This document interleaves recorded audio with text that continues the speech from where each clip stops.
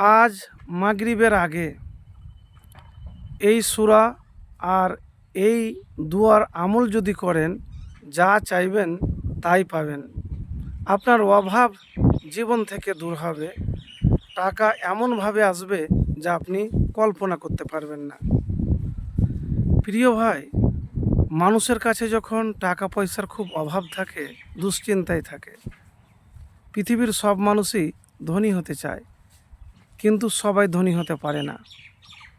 তো আমি এমন কিছু আমলের কথা বলবো, যে আমল যদি করতে পারেন আর আল্লাহর কাছে চাইতে পারেন, কিছু জিনিস আল্লাহর কাছে চেয়ে নিতে হয়, বারবার চাইতে হয়, হতাশ বা নিরাশ হলে হবে না।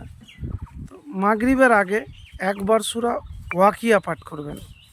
এবারে বলবেন কেন সূরা ওয়াকিয়া পাঠ করব? আব্দুল্লাহ ইবনে মাসউদ রাদিয়াল্লাহু তাআলা আনহু বলেন যে আমি রাসূলুল্লাহ সাল্লাল্লাহু আলাইহি সাল্লামকে বলতে শুনেছি, যে ব্যক্তি প্রতি রাতে সূরা ওয়াকিয়া পাঠ করে, অভাব তাকে কখনো স্পর্শ করে না। তো আপনি কি করবেন, যে সূরা ওয়াকিয়া পাঠ করবেন। নবীজি সাল্লাল্লাহু আলাইহি সাল্লাম স্পষ্ট আকারে বলেছেন, যে ব্যক্তি প্রতি রাতে সূরা ওয়াকিয়া তেলাওয়াত করবে তার উপর অভাব আসবে না। তা আপনি প্রত্যেক দিন রাত্রে একবার করে পাঠ করবেন, ঘুমানোর আগে। এটা মিস করবেন না, ভুলবেন না, সূরা ওয়াকিয়া।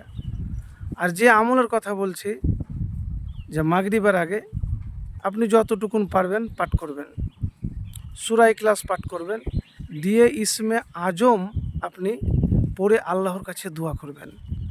এবারে বলবেন যে ইসমে আজম পড়ে কেন আল্লাহর কাছে দোয়া করব?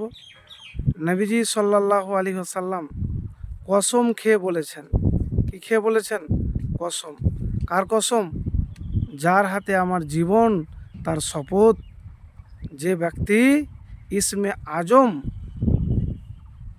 পড়ে আল্লাহর কাছে চায়, দোয়া করে, প্রার্থনা করে, তার ডাকে আল্লাহ রাব্বুল আলামিন সাড়া দেন, আর যা চায় তাকে দেওয়া হয়।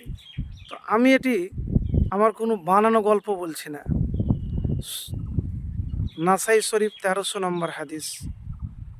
নবীজি বলেছেন, যার হাতে আমার প্রাণ, তার শপথ, সে আল্লাহর ইসমে আজম দ্বারা দোয়া করেছে। যা দ্বারা দোয়া করা হলে তিনি তা কবুল করেন, আর যার দ্বারা কোনো চাওয়া হলে তিনি তা দান করেন।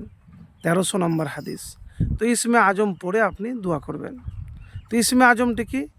আল্লাহুম্মা ইন্নি আসআলুকা বি আন্না লাকাল হামদা লা ইলাহা ইল্লা আনতাল মান্নানু বাদিউস সামাওয়াতি ওয়াল আরজ ইয়া জাল জালালি ওয়াল ইকরাম ইয়া হাইয়ু ইয়া কাইয়্যুমু ইন্নি আসআলুকা। এতটুকুন আপনি পড়ে আল্লাহর কাছে আপনি চাইবেন। তো প্রিয় ভাই, যখন খুব অভাবে থাকবেন, খুব কষ্ট থাকবেন, আপনি পাচ্ছেন না, যা চাইছেন উল্টোটা হচ্ছে, তো এই আমল একবার মাগরিবের আগে নিয়মিত করে দেখুন। আর সূরা ওয়াকিয়া কিন্তু রাত্রে ঘুমানোর আগে পড়তে মিস করবেন না। প্রিয় ভাই, আমি প্রথমও বলছি, এখনও বলছি, আপনারা আল্লাহর কাছে চেয়ে নেবেন। কোনো জিনিস বারবার চেয়ে নিতে হয়, আল্লাহর কাছে বেশি বেশি করে দোয়া করবেন। দোয়াতেই আপনার তকদিরও বদলে যাবে। তো এতটুকুন আপনাকে বলবো, কষ্ট করে ধৈর্য ধরে আমল করুন।